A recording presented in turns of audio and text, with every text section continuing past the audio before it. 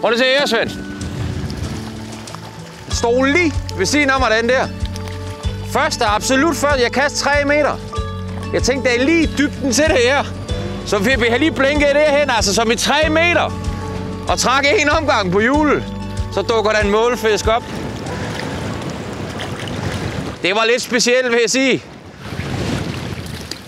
Det er sgu meget sjovt, når det starter sådan. Nu har den der afkroget sig selv, så det er rigtig fint. Det er en lille fin ør, der står på 40 cm vand. Først kast 5 meter, bang! En fisk med det samme. Det her, det bliver rigtig godt. Velkommen til. Ferskvand ude her. Prøv at se, hvor tydeligt man kan se sandovergang. Monsterfisk! Ja, så er der fisk! Og kæft, den er god! Flot fisk. Woo!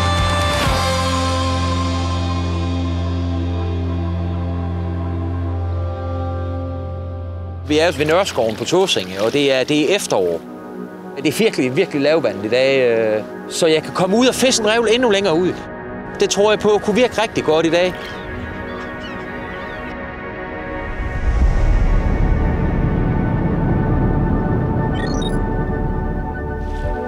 Nørreskoven, det er en plads, der er bygget op af revler, med nogle mørke områder imellem de her revler, hvor det er lidt dybere.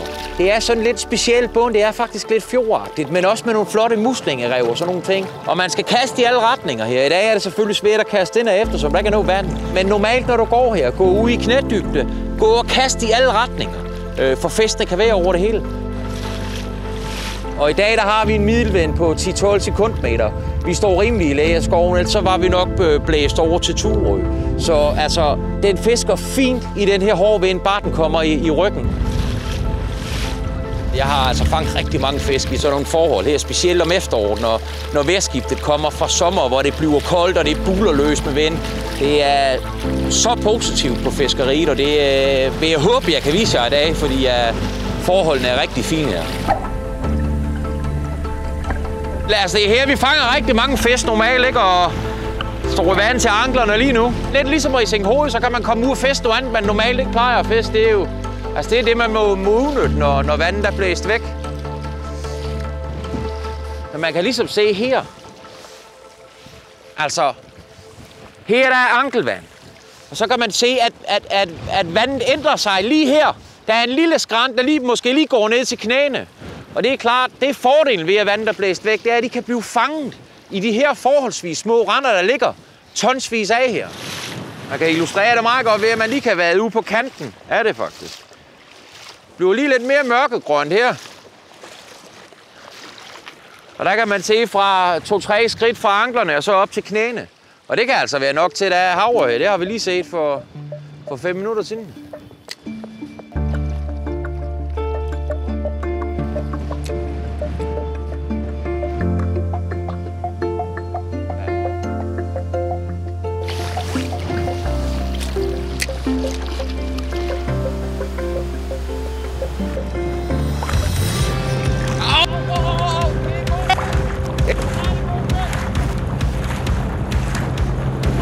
En rigtig god fisk.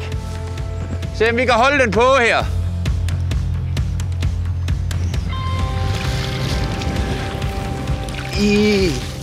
Ja! Sådan, mand! 50-55 centimeter, mand. Hvor er det godt.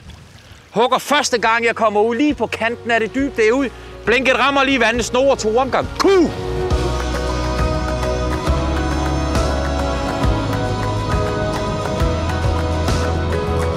Og lige at se en smuk bugtfisk, fjordfisk her. Altså, det er helt perfekt ved, at det buler løs, og vi er pakket ind til op over ørerne, og god fisk slår sig på hotshotten, ikke?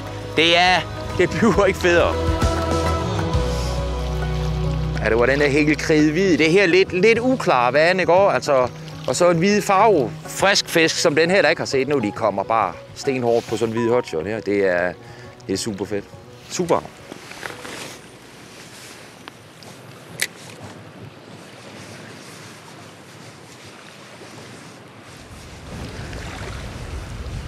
Det er sgu dejligt, når teori det holder i praksis. At selvom vandet er... der var hug igen, mand. Shit. Selvom vandet er blæst væk her, så kan man komme ud og gå på en revl og fiske noget vand, man normalt ikke kan komme ud til. Og det fungerer, vi får ret hurtigt. Et af de første kast, jeg lægger ud i det nye der har jeg fat i en fisk, og jeg har lige haft en på her også, jeg mistede. Så der er flere fisk ude, det er helt sikkert.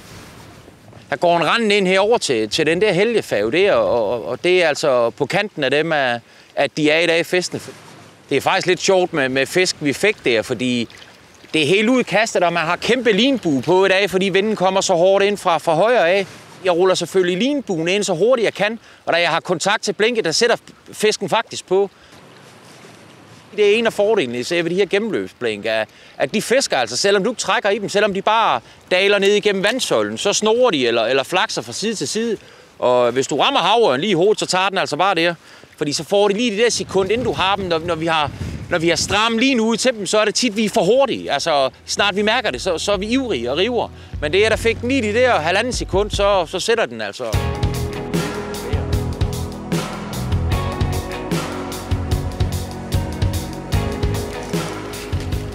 Der var hug.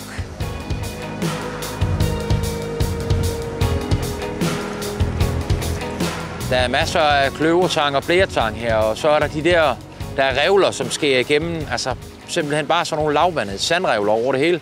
Og det er sådan set dem, man går og fisker fra. Det er ikke en super nem plads at fiske i forhold til, at der er lavet nogle steder, men der er de her sådan ligesom nogle huller imellem revlerne, kan man sige, hvor fiskene de opholder sig, hvor det lige er en my dybere.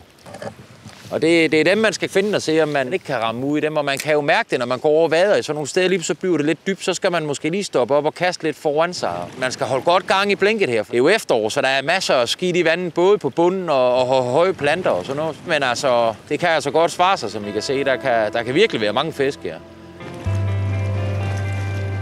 Nu er det jo her, så er det en efterårsplads, men efterårspladser og forårspladser er jo ofte de samme steder. Lavt vand, der bliver hurtigt varmet op om foråret, ikke? Som det her område helt sikkert er.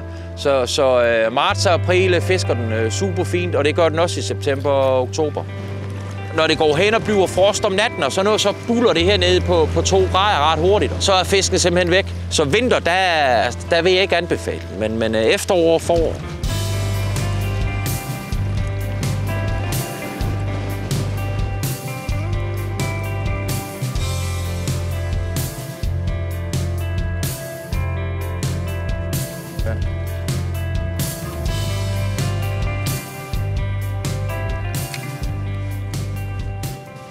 Ja, man kan jo se her på...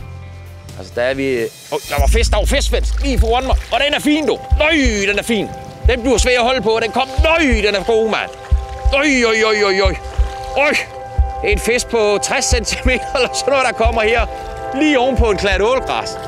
Øj. Det er en god fisk, det her, mand. Den er endnu større end den, vi har i nettet.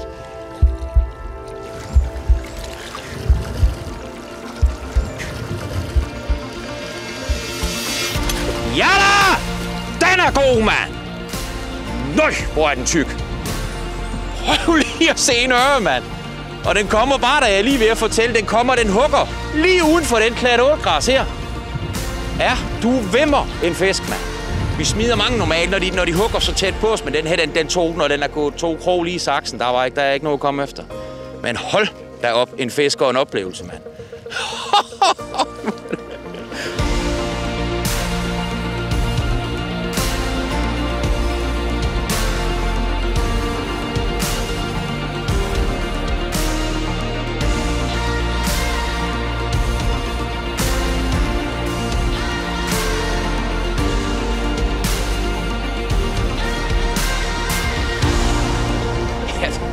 Se, vi har lige snakket vandkvalitet. Prøv at se det flotte ålgræsbælt, der er her foran os.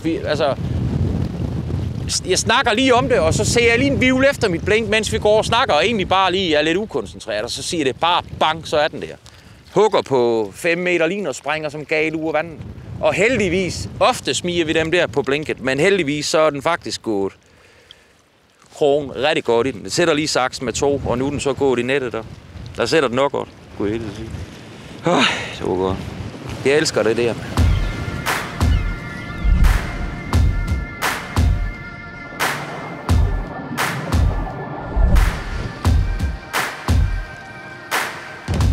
Altså havren bliver ikke stærkere, end den er nu. Så de er i superform, og lige den her, ikke? Det er som om, den lige slipper buskene her, og så kommer den over og laver en vivl, hvor den prikker til blinket, så stopper jeg det, og så tager den det. Altså, det er så fedt og intenst. Altså, det er sgu det fedeste. Det er virkelig det fedeste, synes jeg, ved efterårsfisk.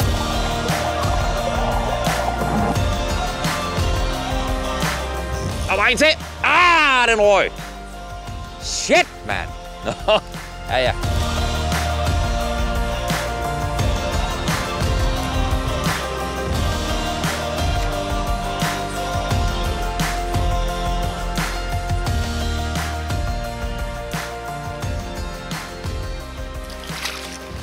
Der var bare en til. Den er også fin, mand! Nøj, det er god fisk, det her! Står helt stille, mand! Nøj, den er fin, den her!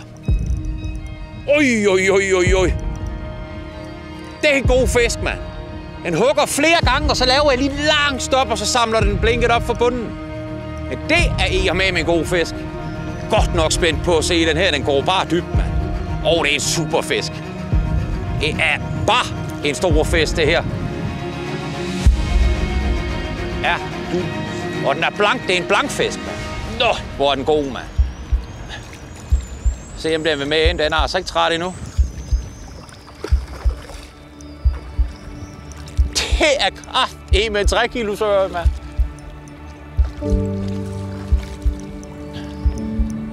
Jeg kan så ikke presse den op. Den arbejder bare godt. Kæft, hvor er den stærk, mand.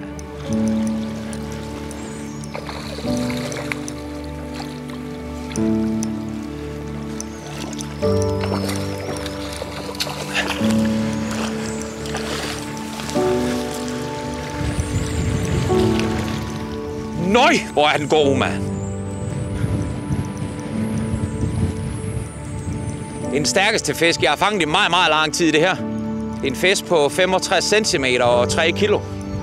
Og den er bare ikke til at presse op. Det bliver spændende, om jeg får den her. Det er ikke godt nok voldsomt.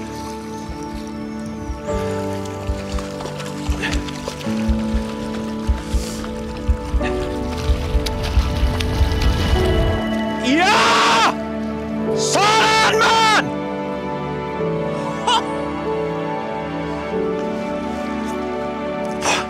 Prøv lige at se en fisk, Svendsen. En blankfisk. En blankfisk i september. Knaldblank med løs skæl. 3 kilo, mand. Shit, mand!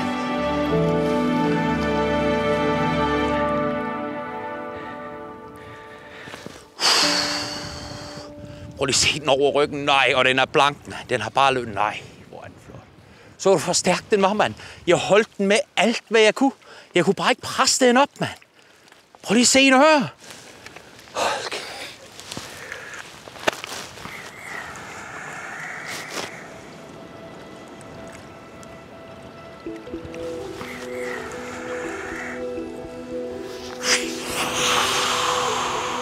Shit.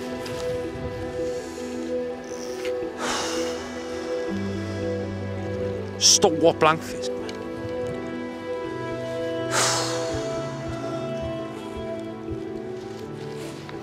Jamen, hvor heldig kan man have lov at være. Altså, det er står her sidst i september, og som I kan se her, så fanger man simpelthen oven på 2 superfisk. Endnu bedre på, ja, i hvert fald lige over 60 cm. Det er helt vildt.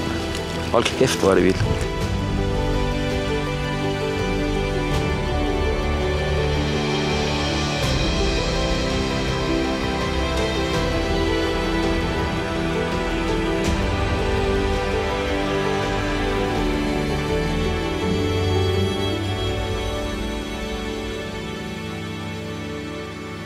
Det har jo været fuldstændig fantastisk. Altså, vi har haft nogle rigtig gode fisk lige med det samme, og have godt fat i dem på de 100 meter. Vi fisker ikke for 3 superfisk.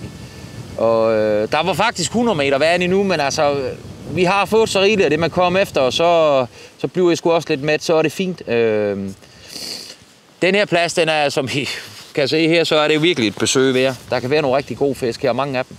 Men altså, kommer man herned, og det her ikke lige spiller, eller der kan være en vindretning, der er dum, og der kan være skidt i vandet, Der er mange faktorer på den årstid, der kan spille ind. Så er der jo hele vejen rundt om Valdemar Slot her til venstre. Et kæmpe langt stykke med et rev ned i Troense, så man kan gå, og jo længere du kommer om, jo mere får du vinden i ryggen sådan en dag som i dag. Så der er masser af muligheder på de kanter her, og så er jeg slet ikke i tvivl om sådan en dag med vinden, der er så hård, og vi kan stadigvæk holde rent vand. En ting er, at der er ikke ret mange, der fisker i sådan noget, fordi de synes, det er for voldsomt, men det er bare oftest, at jeg finder de bedste fiskefanger. Det er i sådan noget voldsomt vand, hvor det helt virker lidt håbløst. Men altså, jeg synes sgu, det er fedt at gå og fiske i, og man mærker virkelig, at naturen tager ved, og vi var super heldige i dag, så det var simpelthen så fedt. Altså, helt sikkert en af de dage, jeg aldrig glemmer. Tusind tak, fordi I ser med, og ude i værsten, ude at slås med det knæk og bræk.